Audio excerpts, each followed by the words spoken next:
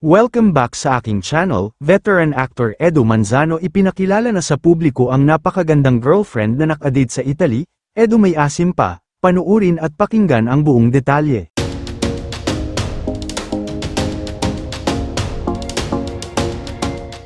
Muling ang umingay ang pangalan ng batikang aktor na si Edo Manzano matapos kumalat ang kanyang larawan kasama ang isang magandang babae na pinaniniwala ang bagong karelasyon niya. Q.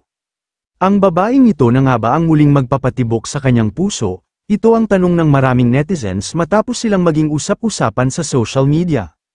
Maraming netizens naman ang nakakilala sa bagong karelasyon ngayon ni Edo, at ito ay si Joy Ortega. Sa pamamagitan kasi ng Instagram post ng politician na si Joy na ipinakita ang ilang pictures nila ni Edo, habang magkasama sila sa trip abroad sa Australia. Base sa caption, sila ay namasyal at nag-tour sa Rome.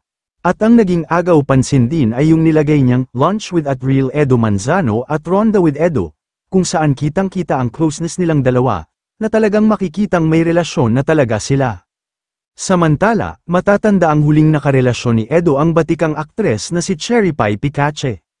Kinumpirma ng dalawa ang kanilang relasyon noong December 2021 matapos nilang muling magkita at magsama sa teleseryeng Marry Me Marry You sa ABS-CBN. Ngunit noong 2023, naghiwalay sila na kinumpirma naman ni Cherry Pie sa isang panayam, at inaming nananatili silang magkaibigan.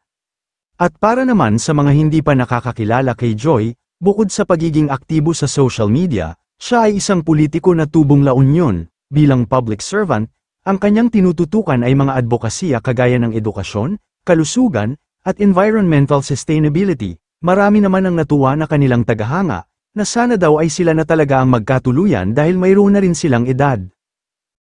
Kayo mga ka-showbiz, anong masasabi nyo sa ating showbiz topic ngayon?